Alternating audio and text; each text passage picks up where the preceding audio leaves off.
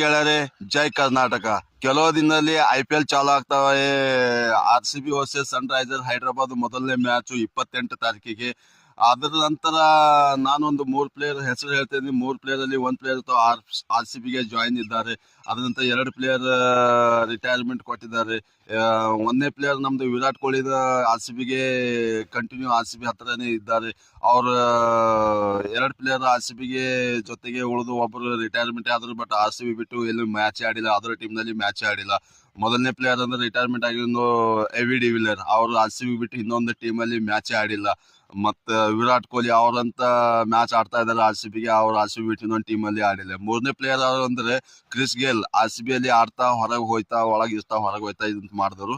But ಈ 3 player ಅಲ್ಲಿ ಒಬ್ಬರು ಆಡ್ತಾ ಇದ್ದಾರೆ ನಮ್ದು ವಿರಾಟ್ ಕೊಹ್ಲಿ. ಅಗರ್ ಎವಿ ಡಿವಿಲಿಯರ್ ಕ್ರಿಸ್ ಗೇಲ್ಗೆ ಅವಕಾಶ ಬೇಕಾದ್ರೆ ನಮ್ಮ RCB ಅಲ್ಲಿ ಆಡ್ಲಿಕ್ಕೆ ನೀವು ಯಾರಿಗೆ ಸಪೋರ್ಟ್ ಮಾಡ್ತೀರಿ ಫ್ರೆಂಡ್ಸ್?